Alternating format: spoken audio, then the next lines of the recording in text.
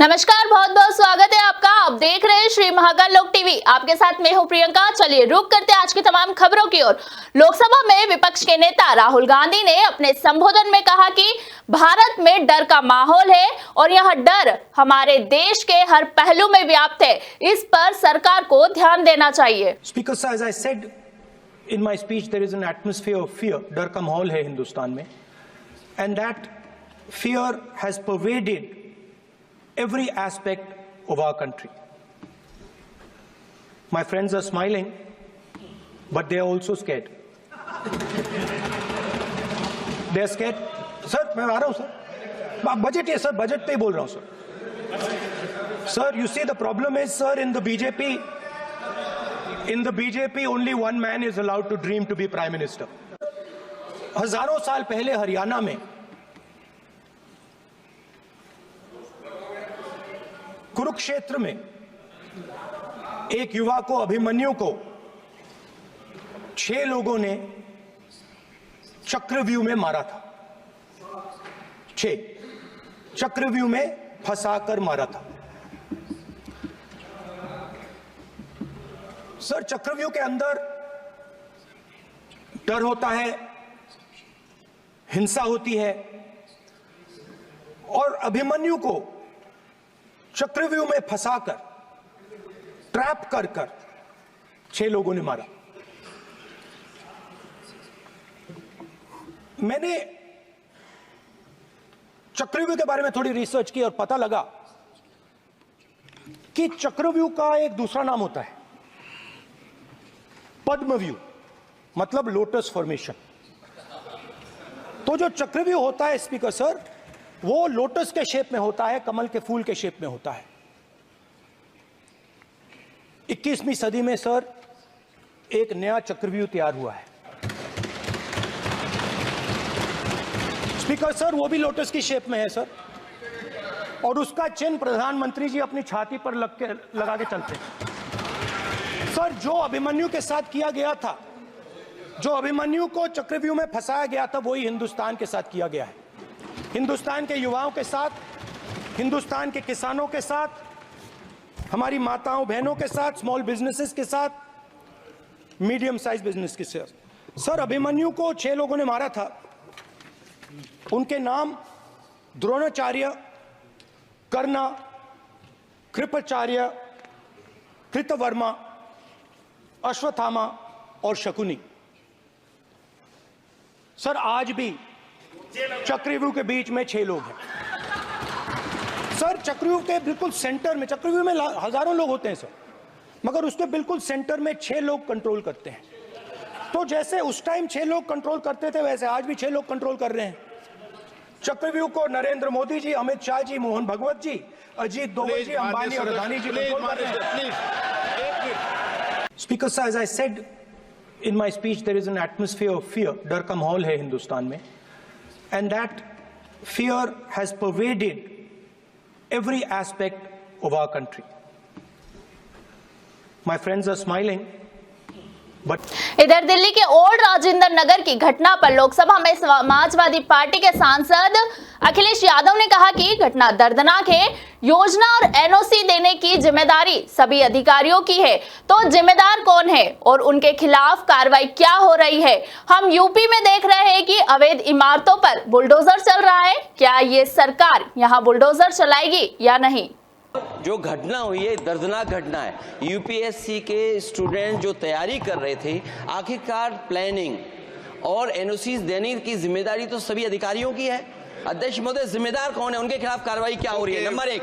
दूसरा, ये केवल एक विषय नहीं है इलीगल बिल्डिंग। हम तो यूपी से अध्यक्ष जी देख रहे हैं, जहां इलीगल बिल्डिंग बनती है वहां बुलडोजर चलता है। क्या ये सरकार बुलडोजर चलाएगी कि नहीं चलाएगी? वहीं केंद्रीय शिक्षा मंत्री धर्मेंद्र प्रधान ने दिल्ली में यूपीएससी के 3 अभ्यर्थियों की मौत की घटना पर राज्यसभा में कहा कि लापरवाह हुई है। जब जवाबदेही तय होगी तभी समाधान निकलेगा। यह सुनिश्चित करना हमारी जिम्मेदारी है कि ऐसी घटना दोबारा ना हो। सदन आज चर्चा कर रही है। अध्यक्ष महोदय, सदन की परंपरा, विधि, ये सारे चीजों की संरक्षक आप हो। इस चर्चा को शुरू करते हुए प्रारंभ में अत्यंत कुछ माननीय सम्माननीय सदस्यों ने आपकी दक्षता और आपकी विवेक के ऊपर भी चर्चा की है। मैं बड़ा विनम्रता के साथ दोनों पक्ष के मित्रों को यह निवेदन करना चाहूंगा, इस प्रकार की चर्चा में जब देश नजर डाला हुआ है और देश इस घटना में चिंतित भी है, हम विश्व में एक नई शक्ति करके उभर रहे हैं, उस समय में राष्ट्रीय राजधानी दिल्ली है। दिल्ली में कुछ घटना किसी भी प्रकार की होगा तो सभी के मन में एक चिंता होती है। और जो घटना पिछले 27 जुलाई को हुई है, इसको कितना भी हम खेद प्रकट करें, कितना भी हम दुख प्रकट करें, उस परिवारों की कोई भरपाई होने वाला नहीं है। और मैं मानता हूं सदन शायद इसी विषय में सहमत है। हम उन परिवार के प्रति अपना श्रद्धांजलि ज्ञापन करते हैं और निश्चित रूप में हम सभी की दायित्व बनता है ये घटना आगे कैसे ना हो, उसकी दायित्व किसकी है। ये राजनीति लापरवाही बनाम जिम्मेवारी की नहीं होनी चाहिए, जिम्मेवारी होनी चाहिए। लापरवाही तो हुई है, किसी ना किसी को तो उसमें उत्तर देना पड़ेगा, दायित्व लेना पड़ेगा, जिम्मेवारी लेना पड़ेगी, तब जाके उसमें से समाधान होगा।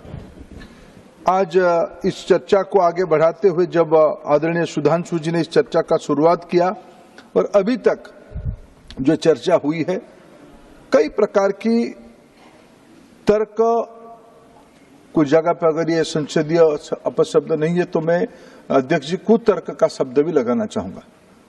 कुतर्क संसदीय है या असंसदीय है? नहीं, कुतर्क को बदलिए। मैं आपके आदेश के हिसाब से उसको नहीं, सुझाव है कुतर्क को बदलिए।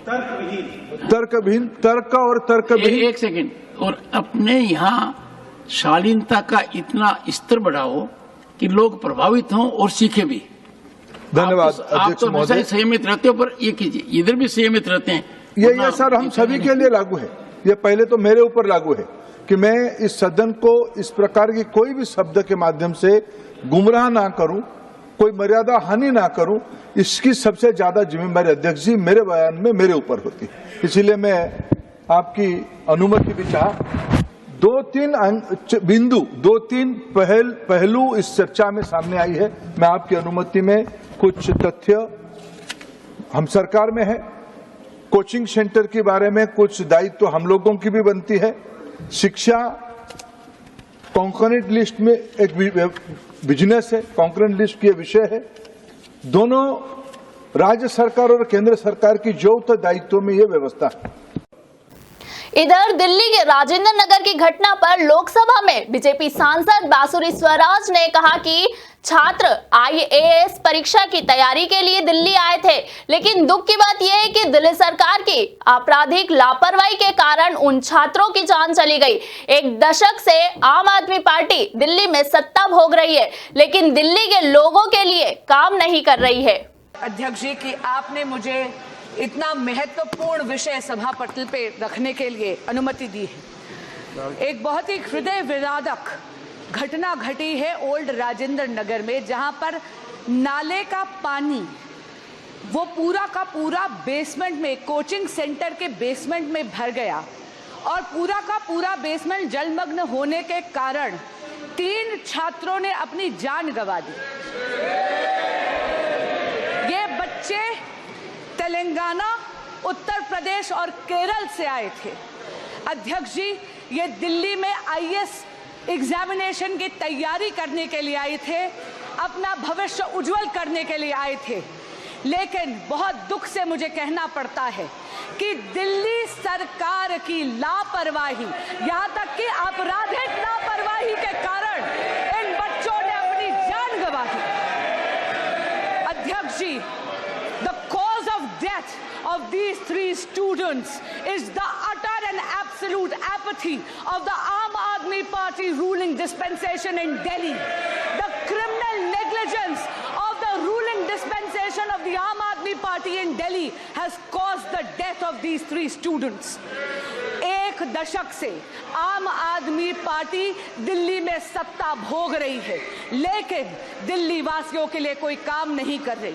अध्यक्ष जी, पिछले 2 सालों से नगर निगम यानी एमसीडी भी दिल्ली सरकार के नियंत्रण में है, दिल्ली जल बोर्ड दिल्ली सरकार के नियंत्रण में है, ड्रेनेज की सफाई दिल्ली जल बोर्ड के दिल्ली सरकार के नियंत्रण में है, लेकिन इन्होंने ना अपग्रेडेशन करी है ना डिसिल्टिंग करी है नालों की।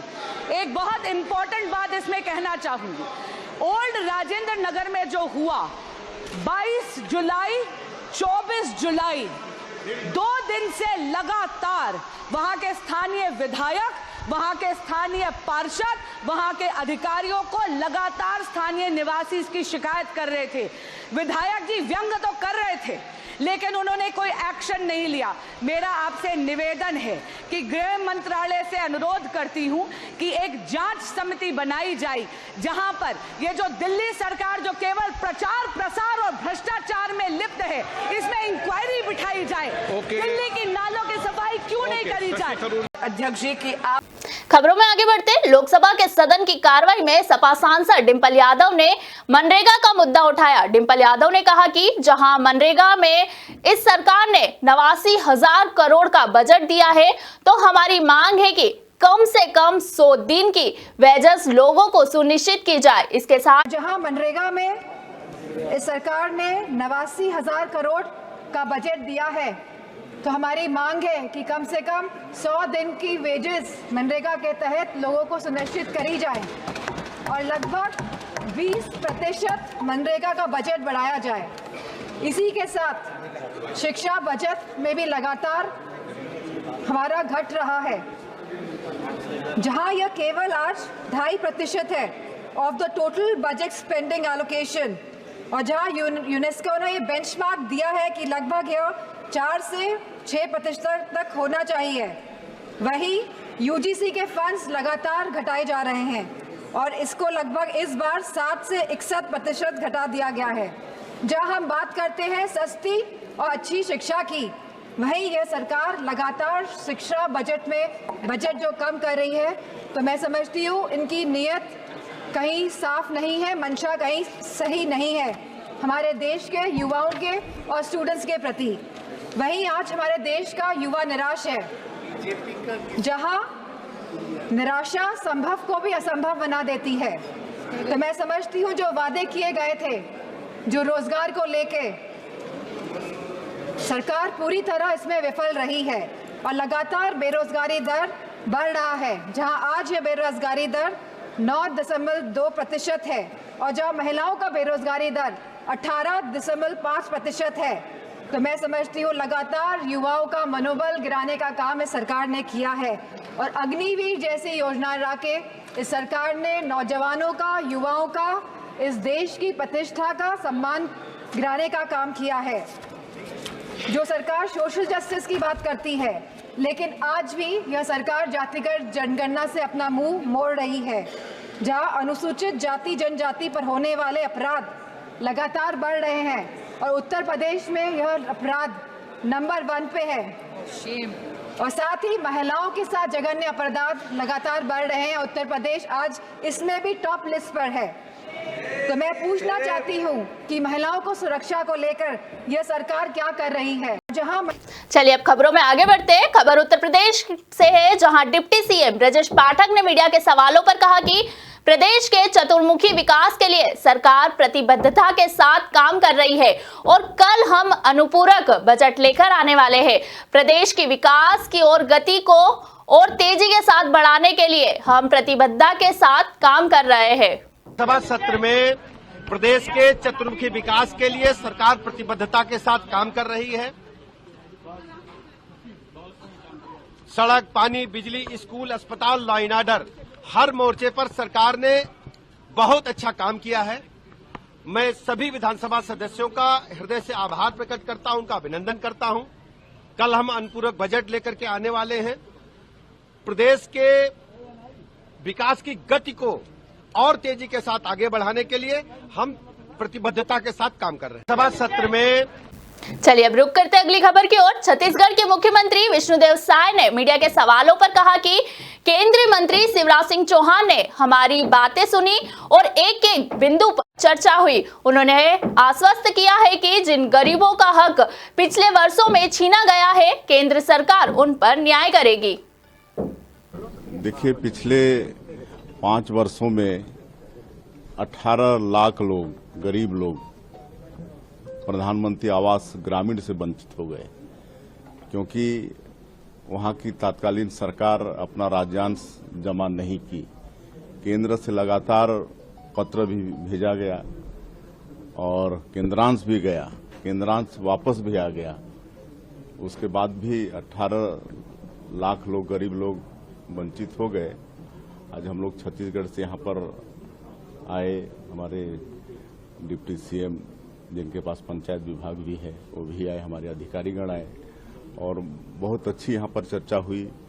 माननीय मंत्री जी ने इत्मीनान से हम लोगों की बातें सुनी, अधिकारियों को भी बैठाया और एक एक बिंदु पर चर्चा हुई है और उन्होंने आश्वस्त किया है कि जिन गरीबों का हक पिछले वर्षों में छीना गया है, केंद्र उन पर न्याय करेगी और उनका मकान हम लोग बनाने में सफल होंगे। और हमारा प्रदेश नक्सलवाद से भी ग्रसित है, वहाँ की कुछ अलग तरह की समस्याएं हैं और वहाँ भी जो लोग शहीद हो जाते हैं नक्सल समस्या में या आत्मसमर्पण करते हैं, उनको भी अलग से प्रधानमंत्री आवास चाहिए। उसका भी हम लोग यहाँ माननीय मंत्री जी से निवेदन किए हैं, उसको भी सहानुभूतिपूर्वक सुने हैं और आश्वस्त किए हैं हम लोग को। वहीं केंद्रीय मंत्री शिवराज सिंह चौहान ने छत्तीसगढ़ के सीएम से मुलाकात कर कहा कि ग्रामीण विकास से संबंधित विषयों पर चर्चा हुई है। आश्चर्य हुआ कि छत्तीसगढ़ में भूपेश बघेल की सरकार ने प्रधानमंत्री आवास योजना के तहत जो मकान बनने थे, उन्होंने एक भी मकान बनने नहीं दिया। हजारों गरीब आदिवासी को मकान से वंचित करने का पाप किया है। आगे उन्होंने कहा कि छत्तीसगढ़ के लोगों को आवास नहीं मिले, सड़कों का काम नहीं हुआ है। मुख्यमंत्री और उप मुख्यमंत्री ने इस विषय को रखे और उन पर विस्तार पूर्वक चर्चा हुई है। यहाँ पधारे और विशेषकर ग्रामीण विकास से संबंधित विषयों पर चर्चा की, कहते हुए तकलीफ होती है कि छत्तीसगढ़ में जो पुरानी सरकार इससे पहले थी, बघेल जी की, भूपेश बघेल जी की, ये बघेल हमारे बघेल मुझे आज आश्चर्य हुआ, प्रधानमंत्री आवास योजना के गरीबों के जो मकान बनने थे, एक मकान नहीं बनने दिया आपने। स्टेट शेयर जो चाहिए प्रधानमंत्री ग्रामीण आवास योजना के लिए, राज्य का पैसे ही नहीं दिया। केंद्र यहां से पैसे भेजती रही और वो अपना शेयर नहीं देते थे, इसलिए उस पैसे का उपयोग नहीं हुआ। वो पैसा उन्होंने वापस भेज दिया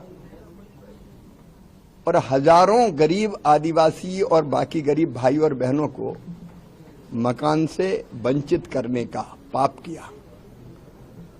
आज हम सब बैठे थे, चर्चा हुई है, आवास नहीं मिले छत्तीसगढ़ के लोगों को, सड़कों पे काम नहीं हुआ प्रधानमंत्री ग्राम सड़क योजना के, तो माननीय मुख्यमंत्री जी और उप मुख्यमंत्री जी ने ये विषय सामने रखे हैं। मोदी जी की सरकार का तो ये लक्ष्य है, हर गरीब को आवास, मकान, तो सब विषयों पर विस्तार पूर्वक चर्चा हुई है और राज्य कटिबद्ध है ये पैसा अपने स्टेट शेयर का रख के आए। हम देर नहीं करेंगे, पैसा देंगे और केंद्र उनको भरपूर सहयोग करेगा। यहाँ पधारे।